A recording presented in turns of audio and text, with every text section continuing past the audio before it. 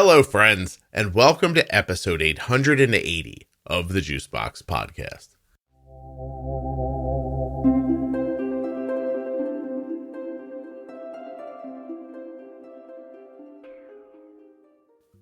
Well, just like that, we're up to our sixth installment of the Type 2 Pro Tip series. Today, Jenny Smith and I are going to be speaking about technology, diabetes technology, and how I and Jenny believe it will help you immensely with prediabetes and type 2.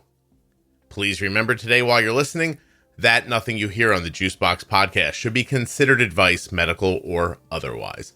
Always consult a physician before making any changes to your healthcare plan. Couple quick things, CozyEarth.com. Use the offer code JUICEBOX at checkout to save 35% on everything. Clothing, bedding, towels, 35% off. CozyEarth.com with the offer code JUICEBOX. Speaking of saving money, if you're looking for therapy, at BetterHelp.com, you will save 10% off your first month of therapy by using my link, BetterHelp.com/JuiceBox. And of course, if you have type 1 diabetes and are a U.S. resident, go take the survey at t1dexchange.org/JuiceBox.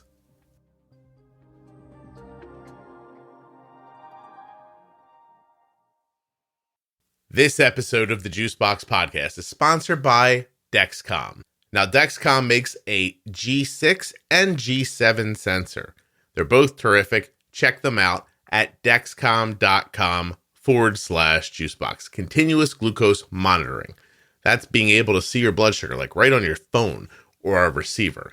The direction it's moving in, the number it is, and how fast it's moving. Very, very important information. We're going to talk about it actually in this episode. Not to be confused with CGM, BGM, blood glucose monitor. When you check with a blood drop on your finger. If that's what you're looking for, you want easy to use and accurate. You want the Contour Next Gen blood glucose meter. ContourNext.com/juicebox. Links in the show notes to Dexcom, Cozy Earth, BetterHelp, Contour, all the sponsors, and those links also exist at juiceboxpodcast.com. I'm not turning it off. I'm just turning the sound down because today's my birthday, so I've been getting texts all day. Happy birthday. Why do I not know that? Thanks. Oh, I don't know. It's 3 days after my son's. Really? Yeah, Cole just turned 23.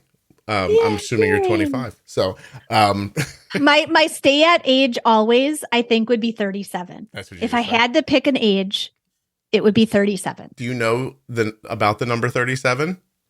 No. What about it? When asked to randomly choose a number between 1 and 100, 37 is the number most often chosen. That's weird. Absolutely true.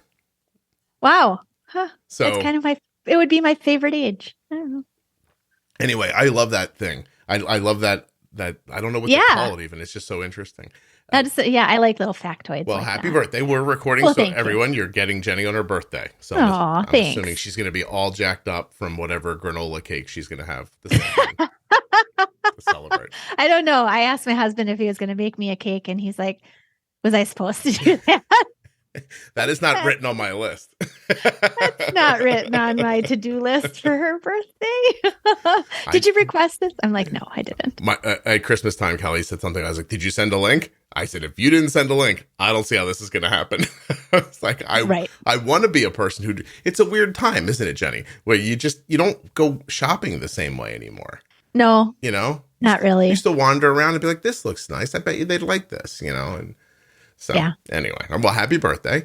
Well, thank you. And thank you for joining me on your birthday to talk about diabetes technology as it applies to people with type 2. Yay. I'm going to say that I'm going to start like this. I Googled it. I put myself in the position of the people listening, and I thought, okay, someone's just told me I have type 2 diabetes. What would I do?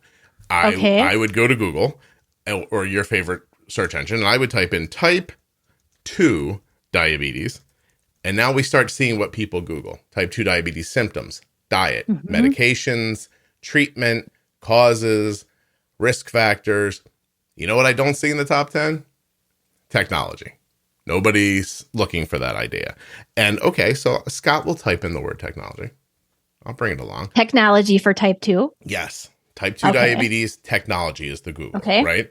And we come back to, an NIH article that if you look at is a lot of words and probably confusing for people.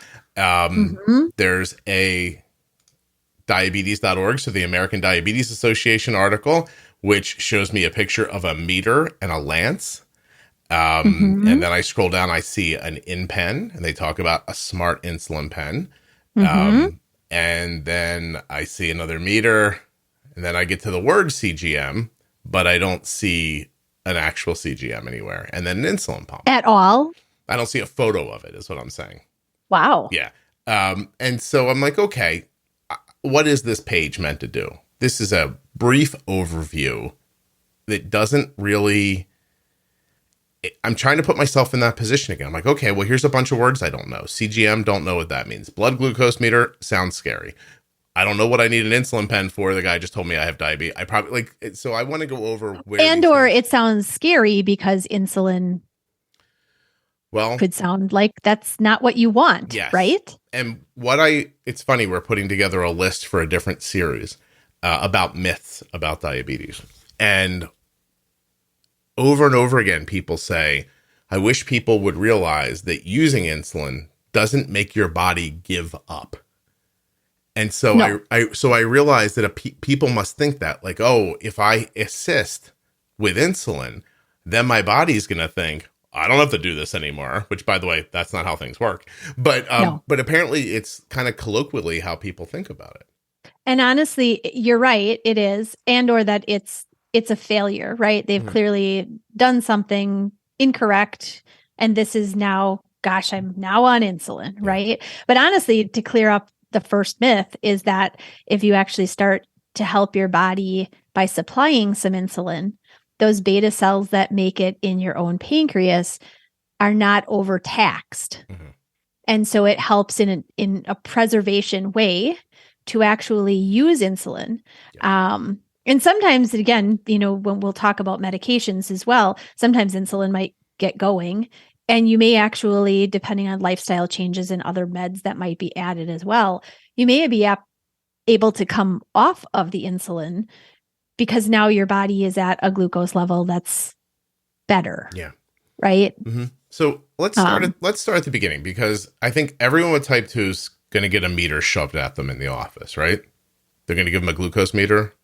One would hope that that's what's prescribed at diagnosis. Okay. Yes. At least a glucose monitor to be able to check with a finger stick. And, in terms of questions as well, in technology, there are glucose meters as well that you can use alternative sites. So I think that's important for people to know when they're considering this, that while they might know they have to poke their finger, let's say you don't want to do that, or you use your fingers for many other things in terms of your job and you're worried about the impact on that. There are meters that are approved for alternate site testing. Yeah, palm. Like the forearm, the base of the thumb, all of those kinds of places can also be used. So it's interesting to talk about. So what my daughter's had type 1 diabetes for so long. I've been around diabetes for so long. Like, I'm trying really hard to put myself in the position of somebody who would be listening to this. And you're right. The first thing I'm going to think is, I don't want to poke a hole in my finger and make it bleed. Right. Right. And then the next thing I'm going to do, if I do that, is I'm going to start having that realization of like, well, okay, well, I tested my blood sugar at 8 a.m. and I tested it again at noon. Now I just know what my blood sugar was at 8 a.m. and noon. And what do I do with that information? Correct. Right. Yes. And so that's where, as you said, well, somebody in the office, they're diagnosed with type 2, they're going to get a prescription for a glucose meter of some type. An important thing to know is sometimes that brand might need to be adjusted and something new might need to be prescribed based on what your insurance may or may not cover. But along with that, the doctor might also give you some information about what glucose targets to aim for. When you check your blood sugar, we're looking for numbers between this number on the low end and this number on the high end. So you go home and, like you said, you check your blood sugar at breakfast, you check it again at lunchtime. You're like, great, it's in this range that the doctor told me. So is it always going to be in that range? Because whenever I check it at breakfast, it always looks like it's somewhere in here. And when I check at lunchtime, some days it is and some days it's not. But what does that mean? Yeah. And what do I do with this? What you don't know is what's happening in between those times too. What happens between in those 4 hours? Is your blood sugar staying reasonably stable? Is it shooting way up? Are you using a medication and it's going too low? Like, these are the things you need to know. So, okay, I have a meter. I need to know what I need to know. I think the problem's going to be is the doctor's going to tell you to test it a certain couple of times, and that's going to be it. So I think it would be important for people to know why they're testing. It's not just to come up with a number to show somebody. You're trying to see, starting with food, you're trying to see what impact does this food have on my body, right? Yes. And so maybe you're beginning with no medications at all. You're not even on metformin yet. Who knows? Doctor says you have pre-diabetes. Here's a meter. Okay, well, I might learn that eggs and bacon don't seem to move my blood sugar very far, but pancakes do. Right. Or pancakes by themselves move it one, but it's weird when I put the bacon with the pancakes, it seems to it's different. Last longer. It's different. My high blood sugar lasts longer for some reason.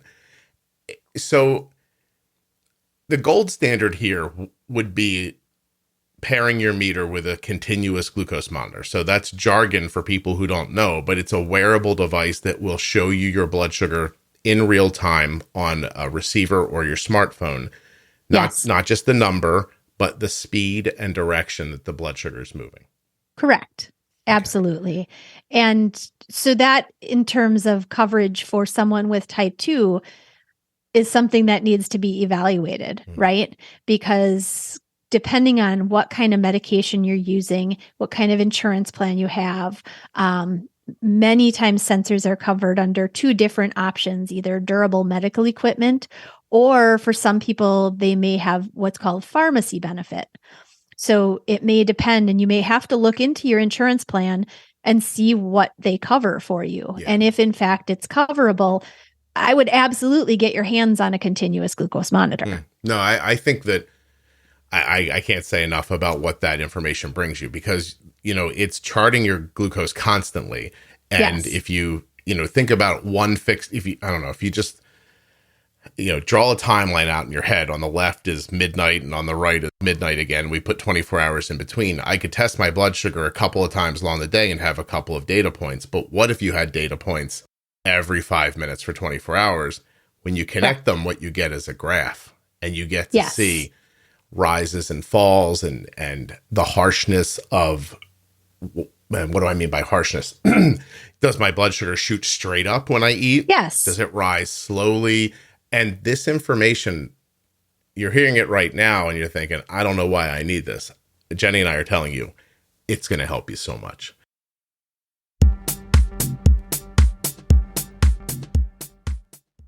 Whether you have a Dexcom or not, you still want and need an accurate, easy to use blood glucose meter. You're looking for the Contour line of blood glucose meters. ContourNext.com/Juicebox. Head over there, check out the Contour Next Gen, the Contour Next 1, the test strip program they have. My gosh, it may be cheaper for you to buy this stuff in cash than it is for you to buy the meter you have now through your insurance. And the meter you have now probably doesn't work half as good as the Contours. It really is. It's just worth checking out. ContourNext.com/Juicebox. My daughter loves these meters. I love them. Easy to hold, easy to see, great screens, great lighting, second chance test strips. You cannot go wrong. Super accurate. ContourNext.com/Juicebox. All right, you've got a great meter. Now you want a great continuous glucose monitor, a CGM, the Dexcom G7. My daughter's wearing one right this second. I'm actually texting with her right now about it. Dexcom.com/Juicebox. So tiny, easy to put on. She inserted her first G7 when I was with her last week. And she goes, "That it?" And I said, "Yep." She goes, "It's on?" And I said, "Uh-huh." She goes, "I didn't feel it." Just like that. Dexcom.com/Juicebox. And now guess what? Arden can see her blood sugars in real time. You can do that too. The speed and direction. You understand what I mean? Not just, is my blood sugar 85? Is it 120? But is it rising? Is it falling? And if so, how quickly? These are important distinctions. Dexcom.com/juicebox. There are links in the show notes of the podcast player you're listening in right now. Like, say you're listening to Apple Podcast. There's a link in there. Amazon Music, link. What's the other one? Spotify, link. Anywhere. Links. Click on them. Support the podcast and get yourself some great gear at the same time. And if you can't, or you're not listening in a podcast app, juiceboxpodcast.com. You'll find the links there as well. To Contour, Dexcom, Cozy Earth, where you'll get 35% off of everything that's on their website. Oh gosh, BetterHelp.com, 10% off your first week of therapy at BetterHelp.com/juicebox. You need the /juicebox to get the 10% off. It's all right there. All right, thank you very much. Let's get back to the show.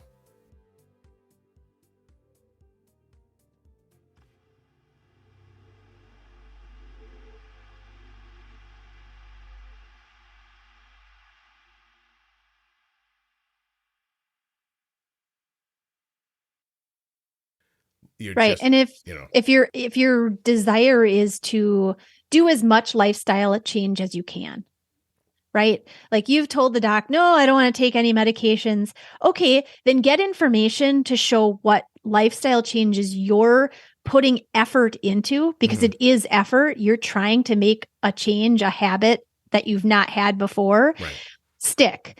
So if you can go back to the doctor and prove and say, well, if I do this and I do this, look at the results that I can achieve, right? Yeah. I can do this. The other thing that it also is helpful in is, if you've done all of this lifestyle shift and it's worked for 2 years or 4 years or 5 years, and now your numbers are looking different and you haven't changed anything. In fact, you find that you're actually working harder because you started to notice things were shifting and you didn't know why. So you're like, okay, I'm going to do a little bit more of this, or I'm going to cut a little bit more of this out, and it's not working. That's your first insight to then go back to your provider and say, okay, you were talking about this years ago or a couple months ago. I've put all my effort in and I don't know what to change anymore. Yeah. I'm eating lettuce and I'm sitting at a high blood sugar. So clearly the technology can show you more information and help you to be the one to then go to your providers with that. It also occurs to me that you could make big changes for yourself. And I mean, it sucks to say, but you could be eating a food, for an example, that you really believe is the right thing. And maybe it's not. And then you go back to the doctor and say, hey, listen, I've really improved my diet and I don't have any change. The doctor believes you. Well, you did improve your diet, and they keep thinking it through. Meanwhile, you chose, I don't know, you thought mashed potatoes were a vegetable, and you're like, I don't know. I'm eating so many vegetables now. And if you had if you were testing your blood sugar, if you had a glucose monitor, you would see, even though I think this is still impacting me harshly. And and then you would know to eliminate that thing, or cut back. You would also see how exercise would help your blood sugar. And maybe even that. Like, think about putting a bunch of effort into something, and you're still expending the effort, but you're putting the effort in the wrong direction. That's so you don't want to do that. It's so frustrating. It is. Yeah. Yes. I mean, and in all of the technology, I think, and I've said before, if somebody was going to take technology away from me, I would not let somebody take my continuous monitor. I would not very happily give up my pump, but I would give it up before I would give up my continuous monitor. I would. And I think for some people, maybe it's not in the mix. So then what do they do with the numbers that are just coming from a glucose meter? Years ago, the AccuCheck meters used to come with sort of a plan of action specifically in type 2 education, and we called it testing in pairs. And so if you can test around a meal, as we're talking about mashed potatoes, right? This is your vegetable of choice that you're like, hey, I'm eating more vegetables. Let's see what that's doing. If you test before the meal and you test about an hour to 2 hours after the meal, that paired testing gives you a visual of where was I? What effect did this meal have? So even if you don't have or can't for some reason get a continuous monitor, you can use your glucose testing supplies more accurately to get information. And maybe you only get 2 test strips a day. Maybe you do testing in pairs at breakfast, and the next time you do it at lunch, and the next day you do it around dinner time, and you get a rotation over 2 weeks. Again, you've at least got more information for you to use and for you to go back to your, physician with and say, I do really well at these points, but this part of the day, I can't do anything the right way, or I can't figure it out. Right. Visually, it's going to feel like a lot. Like something happened. First of all, something happened to you. You have an illness that you're now dealing with. It's not something you expected or want, and it's extra effort. And then what I love about having the data in front of me is that it's very visual. You don't really need to understand everything to look at a midline and go, okay, well, this is where I'm shooting for, and here's where I am. Right. And I ate here. Wow, I ate at 9, and at 10 o'clock, my blood sugar was high, and it stayed high for 2 hours before it came down. That's easy to interpret, Yes. for anybody. You don't even need to understand the who's and the whys to see this is what's going on. Correct. Companies that make these things, Dexcom makes the G7. Libre will make, at this point, the Libre 3. It's Abbott. Yeah. Abbott makes the Libre. And that's from Abbott. And then there's a Medtronic sensor. Do they sell it separate of their They do. system? Okay. Yep. You can get just their sensor system. Absolutely. Yeah. And so, There's one more you missed. Sensonic? Yeah. Sensionic. Yeah. Sensionic, it's implantable. Eversense. Yes. Eversense makes it. Right. And they actually implant something under your skin and you hold a reader up to it? You do. So theirs is an implantable. It's tiny, and it gets implanted in a doctor's visit. So it's not something you do in your own home. Right. And then there's a little, device, if you will, that pops on top of the patch, on your arm that goes over the area where the sensor is implanted in your skin. And then the app, they do have an app, and it allows you to see all of the continuous data in that as well. And how long do you wear it for? 6 months? Something? I don't know. I believe the newest one is 6 months. It used to only be 3 months. It used to be 90 days. Okay. I believe the newest is 6 months. And I had somebody who loved it. The only reason he changed to using Dexcom was because the change in his pump technology required use of only Dexcom. So yeah, and it's Eversense, but I think Ascensia owns it. That's some backroom stuff, but I think the people who make the Contour Next One blood glucose meter actually purchased the small company. I think so. Oh, you know what? Here, this is amazing. There's a phone call I've been waiting for 3 days. It comes now. Great. That's not a good thing. No. We'll get it later. I'll call back. But okay. So the point is, there are things that are called continuous glucose monitors. You'll hear people say CGM, and these things are giving you, like we're saying, the data all the time. There's also a BGM, or a blood glucose meter, which is the finger stick. And I know that all sounds, it's confusing. In the end, I don't think you can have too much data and access to seeing it. Like, you'll figure out what parts of it you need eventually. But just going in blindly, like, well, I changed my thing, and then they checked my A1C in a few months, and it didn't go up or didn't go down. Like, that doesn't tell you much. It doesn't. Yeah. I think the other thing with all of that information is that for someone to start to understand, you have to also know that the variables that life puts in to your day-to-day are a piece of that glucose graph that you're looking at, right? And unless somebody really gets some good information about what they're looking at, sometimes that CGM data can become frustrating, right? If they have nobody to go back to and ask about how to read it or what does it mean when this happens. And that's where education is. It's definitely a second piece to the information. Right. Because you see the rise in your glucose. And if you really don't know, you don't know. It just, you could have eaten a meal where you had 3 items on your plate and 2 of them have nothing to do with it. The third one you don't think of as being impactful, but it is. Sometimes the mix of foods, impacts differently. So you have to be able to, and that's another great thing that this data does, especially with a CGM where you can say, hey, look, this is what happened. I ate this, and this here, and this happened. Can you tell me why that might have happened? Or do I need a medication? Like, is my body just not going to handle this? I've like you said, I'm down to salad, lady. I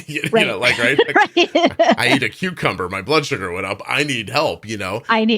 And that's also going to be a good way to tell you, like, do I need insulin? Do I need one of these injectables? Things we're going to talk about in other episodes. If you do end up using insulin, am I going to use it? Am I going to inject it with a syringe? Am I going to get an insulin pen? Am I going to get an insulin pump? And I would assume with type 2 that has a lot to do with lifestyle and the impact that your diabetes is having on your blood sugars. Or no, I mean, if your A1C is like a 6.5, can you still wear an insulin pump? Could you? Sure, you could. But the biggest evaluation is that if you're keeping a 6.5 right now, with effort on your part in lifestyle and medication that you're using, it's very unlikely that you're going to get prescribed and may not even get covered by insurance because of where you are. That's not a bad thing, right? I mean, you're doing a really lovely job and great. Right now, you don't need insulin. At some point, if you do, and you've been doing everything you can and your glucose continues to creep up and the A1C keeps creeping up, at that point, could insulin be being considered? Certainly. And if the variables in your life dictate you would do better with a continuous insulin infusion, then yes, an insulin pump could be considered. Absolutely. I mean, it certainly allows a lot more flexibility in terms of dosage and the decrease in the amount of stuff in a way that you have to carry around. You don't have to keep, insulin vials or insulin pens with you or syringes around with you. The pump is connected to you. So hopefully you don't forget when you walk out the door. Well, it just seems that with the feedback I'm hearing and conversations I have with people that, there's a hesitancy to bring things into your life, whether they're technology or insulin. And I understand that. Like, I get the idea of like, I don't want to do this, or I don't understand what this is. And then there's that leap, right? When you get to the doctor's office and maybe the doctor's office doesn't understand that well either. We talk about this a lot with type 1, that you can go to the doctor and, I mean, how is it put most kind of generally speaking? If you have type 1 diabetes for 6 months, you likely know as much about it as your doctor does. If you had it for a year and a half, you now could probably go teach a class somewhere and the doctor would be like, wow, that's interesting. And so having it is the best teacher.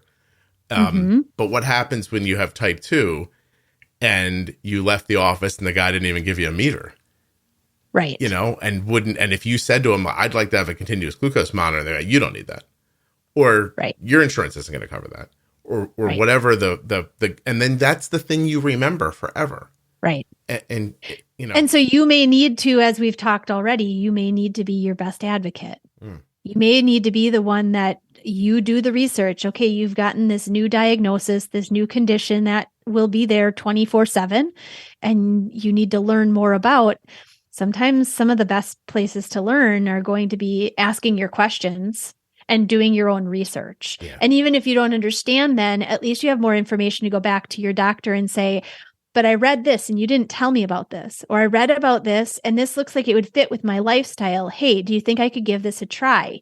And if you don't feel like if you're seeing a general, medical practitioner or just a PCP, don't expect that they're going to be an expert in type 2 diabetes. Mm-hmm. So if you feel like you're just getting the baseline, but you have much more in-depth questions about things, there's no reason that you couldn't request even one consultation with an endocrine doctor. Yeah. I'm passionate about it because there's a person in my life that I want for them to wear a CGM. Mm-hmm. I think it would greatly improve their situation. And this person, generally speaking, listens to me. I'm a trusted person in their life. Plus all of this on top of it, sure. I can't get them to do it. Yeah. And I even said, I think back to that, I was like, just grab a Libre for cash. It won't even be very much. And right. Just wear it for 10 days. And I think you're going to see. I'll talk to my doctor. Yeah. Outside of this person, that does bring up something I think that's important to understand too. Let's say you have a physician who is willing to write you a prescription for a continuous glucose monitor, mm-hmm. but your insurance is not covering it. Right. And maybe there's red tape and stuff that you have to kind of navigate yourself through in order to get one, but you want it now, right? You know that it's important for you to learn from. It would be out of pocket. So again, you'd have to have the means to be able to buy it yourself. But Costco, if you have one of those, and it has a pharmacy, you can have your doctor write a script that goes right into Costco's pharmacy, and you can actually pay out of pocket without it going through insurance at Costco. Mm-hmm. So those are options that, again, you're paying yourself out of your own wallet. But in the meantime, what are you learning from that if you've got the means to do that? Right. A couple $100 and now you have enough data to take that data back to the doctor and go, hey, chucklehead. Look what I learned. I figured something out I wasn't going to figure out without you. Now, come on. Talk to my insurance company. Show them this. And listen, it's a rabbit hole about insurance, right?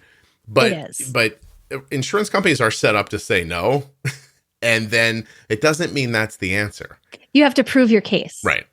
Yeah. And it's just, it's tough because one of these CGM companies is a sponsor of the show. So I would understand if somebody was like, yeah, this guy's trying to sell a CGM. I would just tell you this, don't get a Dexcom. Fine. Go get a Libre.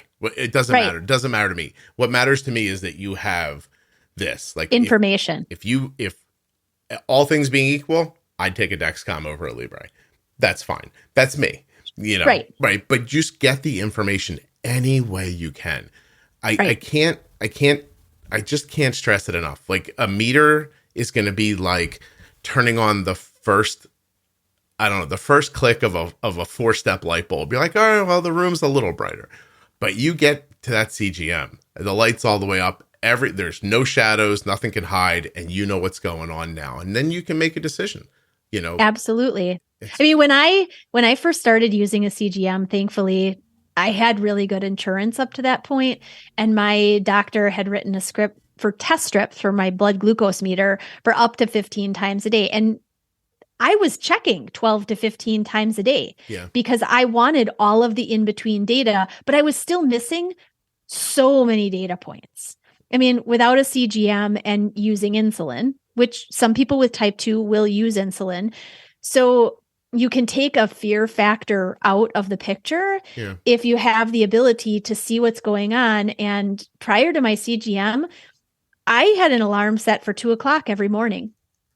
Yeah. I got up, I checked my blood sugar. If it was in a place that was okay, I went back to sleep. And if not, or it was lower than where I went to bed, I was eating something, right? So now with a CGM, I was like, oh my gosh, I can turn these alarms off. It was lovely. But again, somebody with type 2, maybe you are using insulin or you're using some of the meds that can create hypoglycemia or low blood sugar.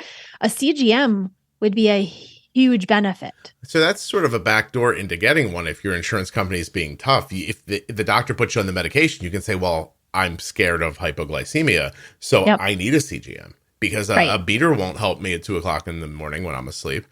Correct. You have to, it's what I'm saying about the insurance. Like you have to just kind of thoughtfully work your way through it sometimes.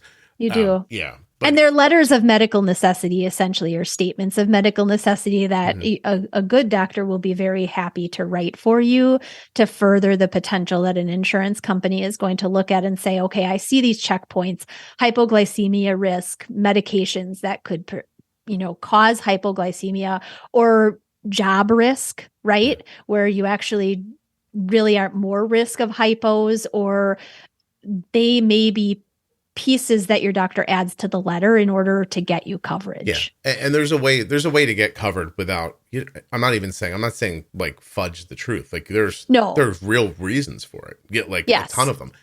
You said earlier, find people, like do your own research. I'm going to put a plug in here for the Facebook group for the podcast. So it's called Juicebox Podcast, Type 1 Diabetes. But the truth is there's a lot of type 2s in there as well. It's basically people who have diabetes. And I would it's funny. Here's a little back room. I would change the name, but people with type 1 are more, they generally speaking seem to be more involved in their own advocacy. And I'm trying to draw people to the page. And if I put the word diabetes in it, and I don't say type 1, or I say type 1 and type 2, you'd be surprised. Like, I mean, even this series, Jenny, like to be completely honest, I'm making it hoping that people with type 1 diabetes who have family members or loved ones with type 2 will say, hey, this podcast has helped me with type 1. And now they have some information about type 2. You should check it out.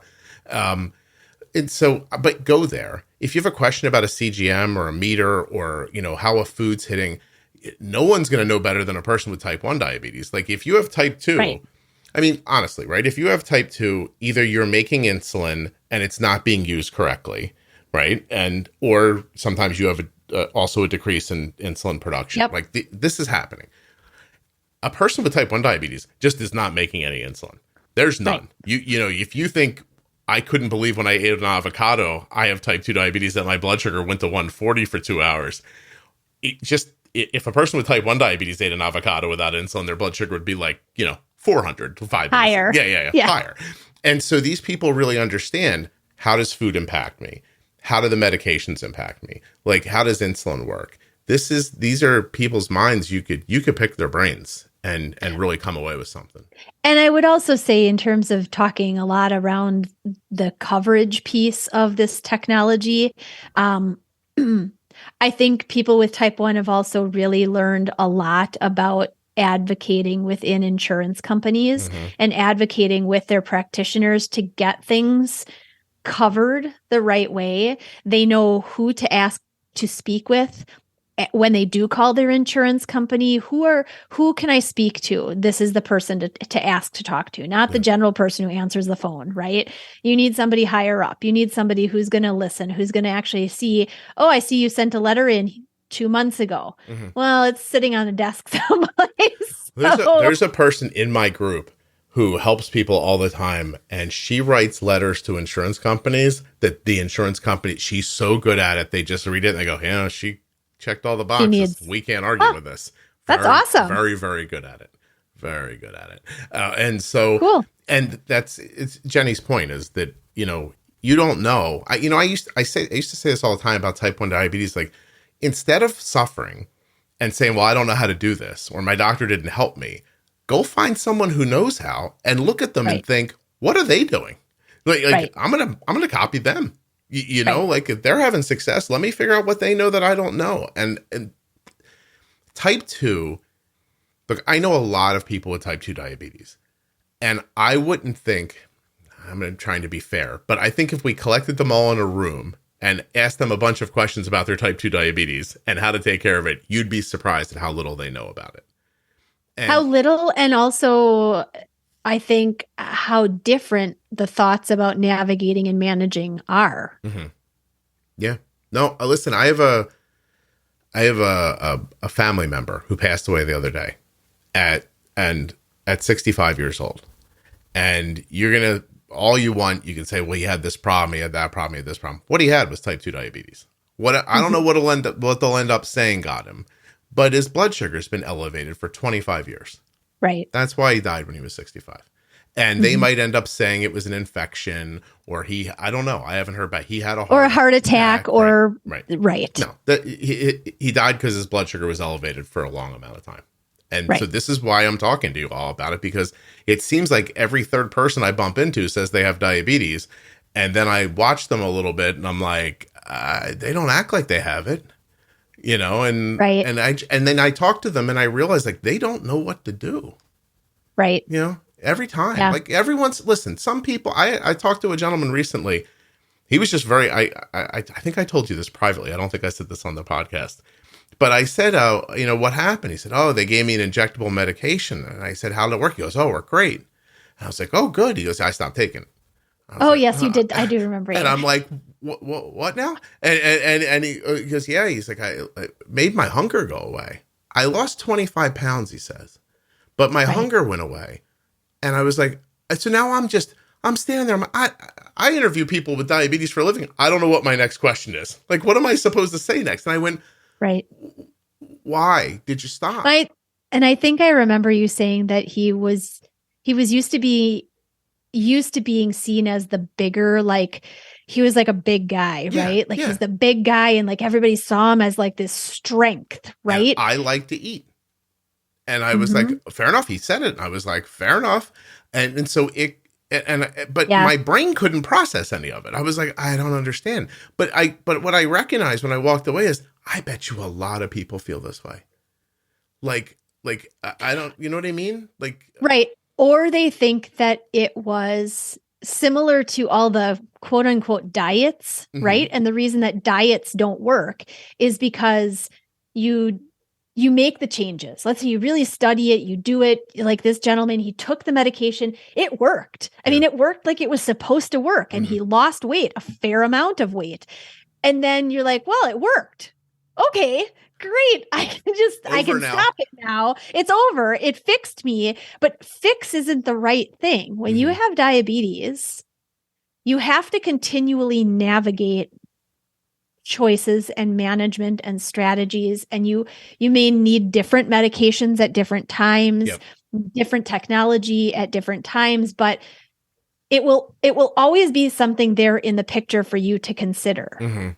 It makes me, what you just said makes me think of, if you ask any doctor, what's the biggest problem when you put somebody on an antidepressant when it works for them? The biggest problem is they're depressed. You give them the medication. One day they're not depressed any longer. And the first decision they make is, well, I'm not depressed. I don't need the antidepressant medication anymore. And they stop taking it. And then sometimes the depression comes back. And it's just, it made me feel like that when you were talking about that. Like, he's like, I have diabetes. The doctor said, this is not a person who said to themselves, like, I need to do something.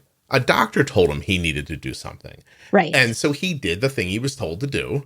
And then he got to a point where he's like, I lost 25 pounds, but I really would like to eat more. So I'm going to stop taking this now.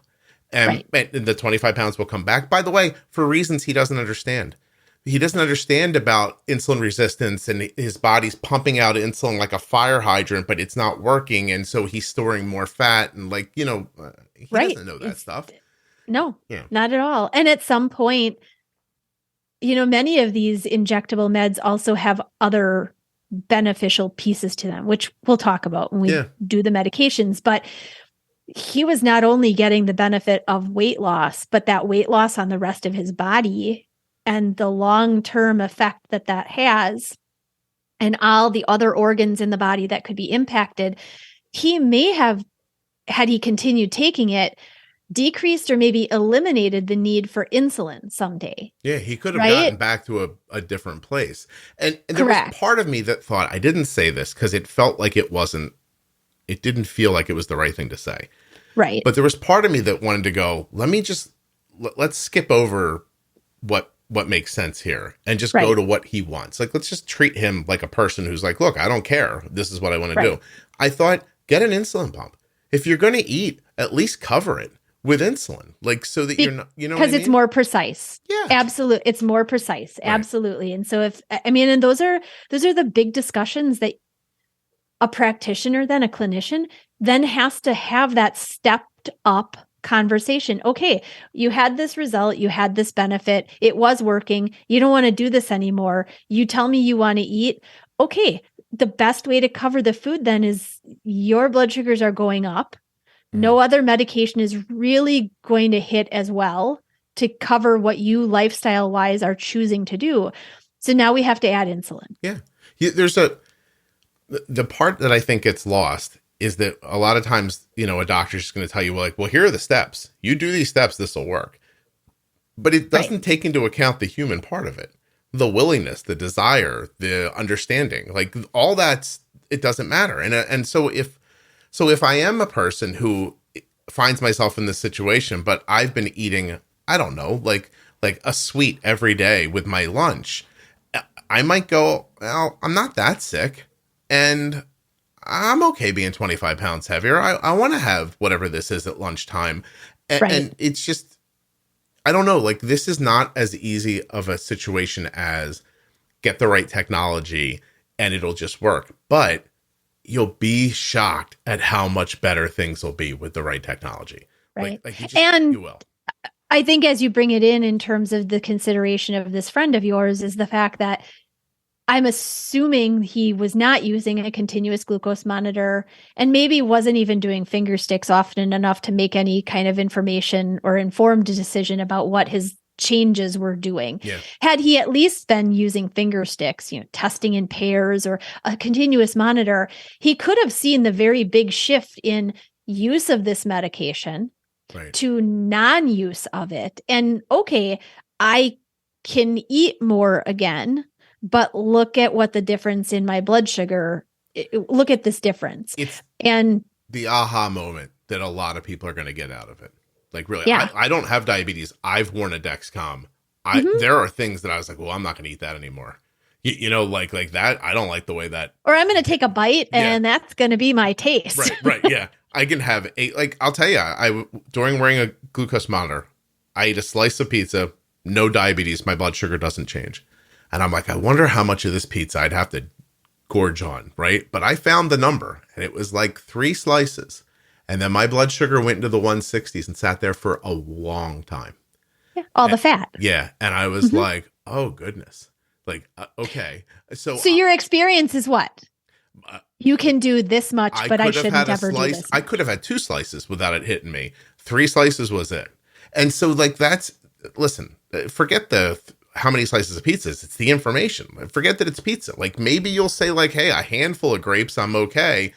A bowl full of grapes, I'm in trouble. You know? But for a gentleman like your friend, that information would have been able to show him, hey, I really like the food that I like to eat, and I haven't had an appetite for it. But now that my appetite is back, I can eat this much of my favorite. Yeah. But when I eat this much, it doesn't work out so well. So for him, bringing in a little bit of change, but not major shift in what he was choosing in terms of his preferences may have been the big thing that helped. Yeah. I also think that it shines a light on what's possible. And I do think that a lot of people could get stuck in the feeling of like, this is my lot in life. Like, I'm not getting out of this. And it doesn't matter what I do. It's not going to work. I mean, colloquially in the South, right? Like people say like, oh, I have the sugars. Like it's that common. Like, oh, does she have the sugars? Sugar diabetes. Right, I hear that a lot. Right. And it's almost like they think it's a family thing they were going to get. Like it's like an old sofa being passed down to them. Like, oh, it's finally my turn to have the sugars. And right. What am I going to do? It killed my grandmother and it killed this lady and my aunt's gone. And like, I guess it's here for me. And then you just sort of go with it, you know? And sometimes that's an association too with what they saw them doing in terms of medication, that the lifestyle pieces weren't considered as what was creating a bigger piece. It was once grandma was started on insulin, she had her legs amputated, or she started on dialysis, or she had a heart attack, or she had her vision, go down considerably. So it's the insulin's fault. And so then there's a fear piece in, oh my gosh, my doctor's now telling me I have to use insulin. That means that all of these things are going to happen just like they happened to grandma. And it's an unfortunate entire myth. Right. right? Is. It's exactly right. It's people see it happen in that order, and they assume, instead of saying, which would be the common sense thing, is that my grandmother has not been doing anything for her diabetes for 40 years. It's gotten so bad now, she's in a doctor's office being told, take this insulin because we don't know what else to do for you. And then 5 seconds later, her head pops off and you go, oh, her head popped off because she used insulin. That's not why. That's not why. Might be because 40 years ago, this didn't happen. Or maybe somebody could have just given her insulin 40 years ago and she would have been okay. Like, you know. And another one too, oftentimes when insulin is initiated, another piece that with higher blood sugars for a sustained time, somebody might have had some shifts that were slow in progressing, especially in their vision. Mm-hmm. And sometimes when insulin gets added and you have a very quick shift in response in the body and your glucose level starts to come down, again, a negative might be that your vision changes severely. Yeah. And you think, well, again, here it's the insulin. I started taking insulin. Now I can't see anymore. My glasses don't work. And right. It's not really the insulin's fault. Yeah. It's now your blood sugars are where they were supposed to be, but they were corrected too quickly. And now we have a shift. In this. Look, I'm just going to say this at the end. You said something earlier that freaked me out. You're like, what if their prescription only gives them 2 test strips for their blood glucose meter a day? And I'm like, oh God, that could happen, couldn't it? And then I'm like, okay, so you do the 2 thing to try to give yourself a little point A, point B. But I was thinking, even with a meter, like just go crazy for a couple of days and test once an hour. And use 50 strips up in 2 days. But then you can actually, I did this with a lady with type 1 once. She couldn't afford a CGM. So fine. But she didn't want to like give up. So I had her do the thing. I said, draw a timeline out 24 hours, test yourself every hour, and then just sort of take the dots and connect them a little bit. And at least you'll get a feeling of a graph, right? A little bit like I was, and sure, there's going to be gaps and we won't know if you dropped quickly or rose quickly and we didn't see it, but it'll give you, and it actually helped her. Sure. And as long as she was doing the majority of her typical things in the day, most common meals, her coffee every 9 a.m., the drive into work, which was an hour in horrible bumper to bumper traffic. If all of those were the standard of her day, then her 24 or 48 hours of finger sticks was very worthwhile. Yeah. And maybe I don't know. Maybe you go to the pharmacy and it costs you $50. It's just, I can't tell you. I listen, I don't want to be like ham-fisted, but dead people don't have $50, so it doesn't matter. Like, so if you can scrape it together, save yourself, you know, if you can pull a couple $100 together and grab a CGM and wear it for 10 days, it sucks and all. And I'm not saying $200 isn't a lot of money. I'm saying, again, you know, what you may learn from it could help you so much farther into the future. You want to know the way I think about it? Is that when I was raising my kids and people would give them a birthday card and they'd put money in it, $25. Like, you know, some people were like, you take that from them, tell them to put it in the bank so they can see what it is to save it. And what I thought was, well, I'm going to tell them that's important, but I want to let them use the money because the feeling that comes from wasting $100, you don't forget that. You don't forget, I had $100. And now every day I walk past this thing on a shelf in my room that I don't touch. And that's the $100 right there. Like, that shows you value. Sometimes my point is that there's value beyond the money. Do you know what I mean? Like, and both of my kids now are like, you take them shopping and they pick, like, I've seen Arden all the time. She picks up 3 pieces of clothing. She's like, I like these 3. And then she puts 2 of them back. Yes. Or my son's moved out on his own now. I made a budget that. I'm being careful about this. I'm doing that because one day he had $50 when he was 8 years old and then he suddenly didn't have it anymore. And that $50 was worth a lot more than $50. It informs a lifetime of decisions. I'm telling you, scrape the money together, beg, borrow, steal, throw a CGM on for a couple of days. And man, it'll put you into a different level of understanding all this. So anyway, did we miss any technology? I think because we're going to talk about medications at some point, I think there's technology within the insulin realm. I assume we'll just talk about it then. Yeah. I think I'm going to start saying at the end of every one of these episodes, know what your blood sugar is and know what's impacting it. And that's where you're going to make great decisions. Okay. Jenny, thank you very much. Happy birthday again. Thank you. You're welcome. Huge thanks to Dexcom for sponsoring this episode of the podcast. Dexcom.com/juicebox. Check out the Dexcom G7 or the Dexcom G6. And of course, contournext.com/juicebox, where you're going to find the entire line of Contour products. BetterHelp.com/juicebox. 10% off your first month of therapy. Use the offer code juicebox at checkout at CozyEarth.com to save 35% site-wide. Support the podcast by supporting the sponsors. There's links in your show notes and links at juiceboxpodcast.com. If you're enjoying this Type 2 Diabetes Pro Tip series, please share it with someone who you think might also enjoy it. Thank you so much for listening. I'll be back very soon with another episode of the Juicebox Podcast.